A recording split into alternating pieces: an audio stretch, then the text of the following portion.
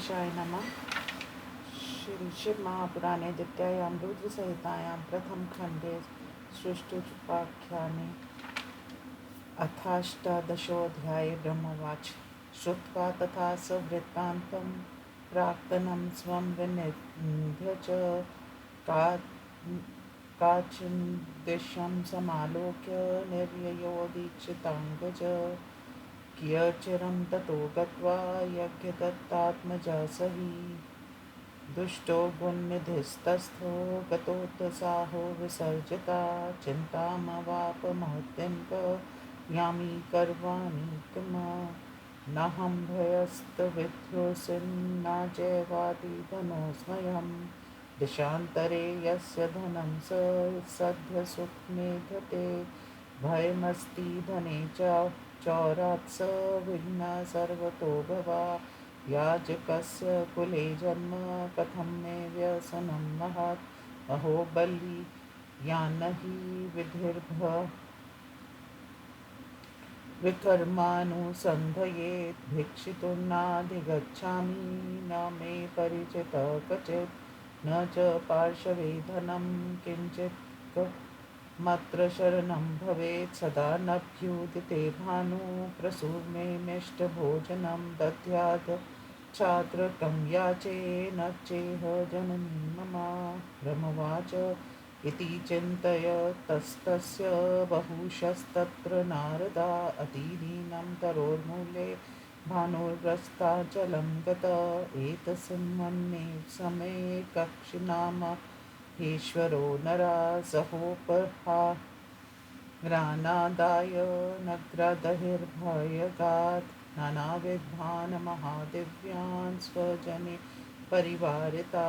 संभ्यर्चितुमीशानं शिवरात्रावुपोषिता शिवालयं प्रविश्याथ स भक्ता शिवसक्तधी यथोचितं सुचितेन पूज्यमास शङ्करं पक्वान् गन्धमाघ्राय यज्ञदातात्मजो द्विज पितृयक्तो मातृहीन क्षुधितः स तमन्वगात् इदमनं मया ग्राहं शिवायोपकृतं निशि सुप्ते शैव जने देवात् सर्वसन्मन्विविधं महत् इत्ययाशामवलम्ब्यात् द्वारी शम्भो रूपाविशत् ददर्श च महापूजां तेन निर्मितामविधाय नृत्य गीतादिभक्तसुप्ताक्षणे यदा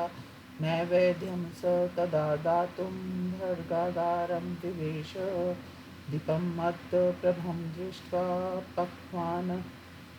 वीक्षणाय स निर्जलाद्वर्ती कृत्वा दीपं प्रकाश च यज्ञदातात्मजासोऽथ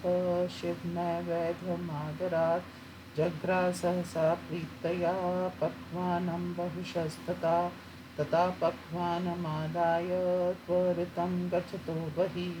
तस्य पादतलाघातात् प्रसुप्तकोप यबधूयत क्वयं त्वरापन्नो गृहातां गृहतामसो इति चुक्रोश स जनो गिराभयमहोचया यावद्यात् समागत्य तावत्स्य पुररक्षके पलायमानो निहत्ता क्षणादन्धत्वमागता अभक्षत् च नैवेद्यं यज्ञदत्तात्मजो मुने शिवानुग्रहतो नूनं भाविपुण्यफला च स मृतो बद्धो समागत्य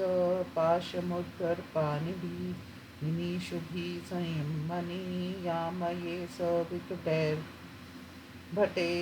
तावत्पारिषदा प्राप्ता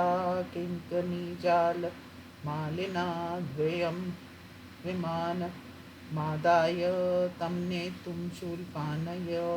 शिवगणाऊचु मुच्यतैनं द्विजं याम्या गणापरं धार्मिकं दण्डयोग्यो न विप्रोऽसो दग्ध सर्वाघ संजय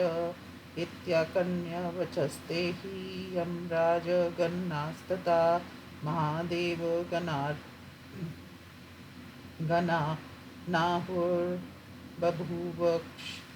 क्षकिताभृशं शम्भोर्गणानथालोक्यभितैस्तैर्यमङ्किरे अवादिप्रन्तैरित्थं दुर्वृत्तोऽयं गणाद्विजा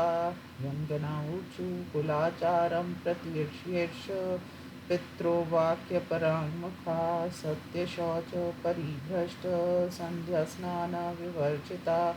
आस्तां दूरे कर्माणि शिवनिर्माल्य लङ्घिता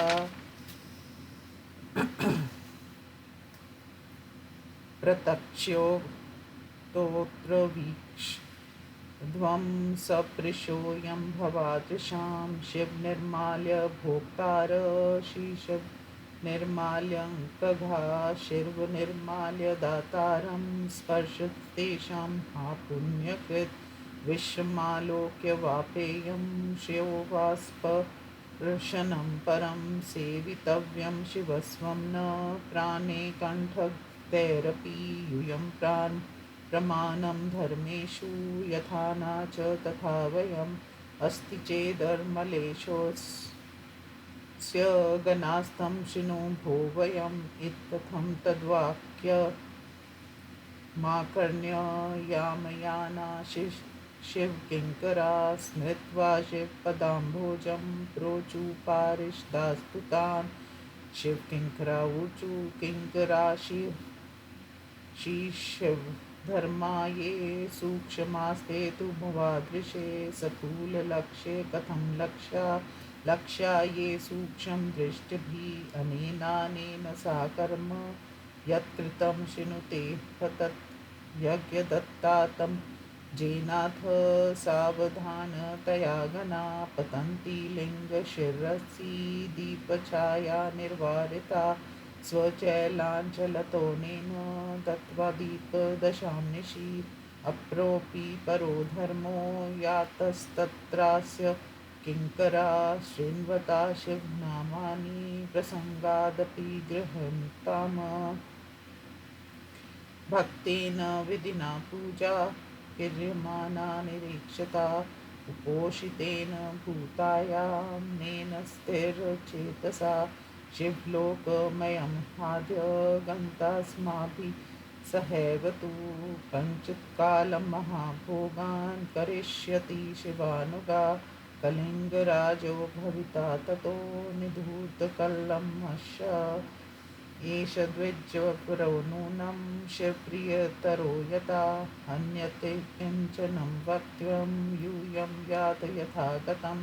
यं दूतां स्वलोकं तु सुप्रश्नेन चेतसा ब्रह्मवाच इत्याकर्णवचस्तेषां यं दूता मुनीश्वरा यथा गतं ययुः सर्वे यमलोकं पराङ्मुखा सर्वं निवेदयामासु शमनाय गणामुने तद्वृतमादिता प्रोक्तं शम्भुदूतैक्षधर्मता धर्मराजवाच सर्वे शृणुमद्वाक्यं सावधानतया गणा तदेव प्रीत्या कुरुतमच्छा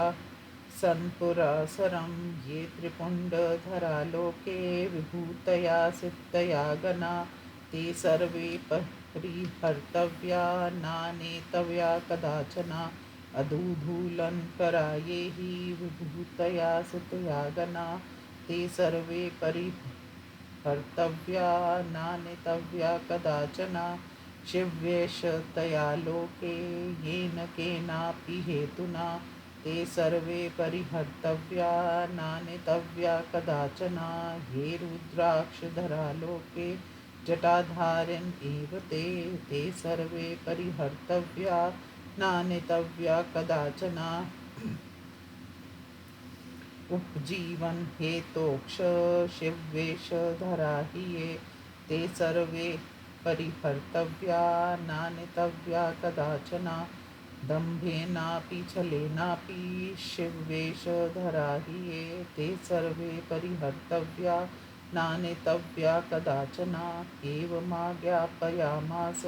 स यमो निजकिङ्करान् मत्वा तथेति ते सर्वे तूष्णीमासन् शुचिस्मिता ब्रह्मवाच पार्षदे धैर्यमदु तेभ्यो मोचि स्थितवती सद्विजा शिवलोकं जगामाशु तैर्गणे शुचिमानसा तत्र भुक्त्वाखिलान् भोगान् संसेव्य च शिवाशिवो अरिन्दमस्य तन्यकलिङ्गाधितेरभूत दम्यत्यभिधानो विधानो भूशिवसेवापरायणा बालोऽपि शिशुभिः साकं शिवभक्तिं चकार स क्रमाद्राज्यं वापाथ पितर्युपर्रते युवा प्रीत्या परिवर्तयामास शिवधर्माक्ष सर्वशा ननेन धर्म स जानाति धर्मो भूपति रुदमा शिवालयेषु सर्वेषु दीपदानावृते द्विजा ग्रामाधीशान् समाहूय सर्वान् सविश्यस्तिथान् एतत्माज्ञापयामास दीपादेया शिवालय अन्यथा सत्य निवेदं स मे दण्डो च भविष्यति दीपदानात् शिवस्तुष्टो भवतीति श्रुतिऋतं यस्य यस्याभितो ग्रामं यावन्तक्षशिवालया तत्र तत्र सदा दीपो द्योतनीयो विचारितं ममाज्ञाभगदोषेण शीर्षते स्यामयसंशयम् इति तद्यतो दीपादीपता प्रतिशिवालयम् अनेनैव सधर्मेण यावज्जीवं दमो नृप धर्मर्दिमहतीं प्राप्य कालधर्मवशं गता स दीपवासनायोगात् भूनदीपान् प्रदीप्य वे अल्काया पतिर्भूत प्रत्नदीपशिखाक्षय एवं फलति कालेन शिववेलं वेलमपि यत्कृतम् इति ज्ञात्वा शिवे कार्यं भजनं स्वसुखार्थिभिः प्रसदीक्षितय दायात् सर्वधर्मारति सदा शिवालय दैवयोगाध्यात् क्षौरयितुं वसु सर्वार्थदीपदशोद्योतलिङ्गमौलितमोहरा कलिङ्गविषये राज्यं प्राप्तो धर्मरति सदा शिवालय दैवयोगाध्यात् क्षौरयितं वसु कैशादिक्पालपद्वी मुनीश्वरो विलोकये मनुष्यधर्मज्ञानेन साम्प्रतं ये भुज्यते इति प्रोक्तं गुणनित्ययज्ञदत्तात्मज्यस्य हि चरितं शिवसन्तोषं शृण्वतां सर्वकामदं सर्वदैव शिवेनासो सखितत्वं च यथेयवान् तदप्येकमना भूत्वा शृणुतात् ब्रवीमि ते इति श्रीशिवमहापुराणे द्वितीयायां रुद्रसंहितायां प्रथमखण्डे सुष्ठुचोपाख्याने गुणनिधिसद्गतिवर्णनं नामाष्टादशोऽध्यायः।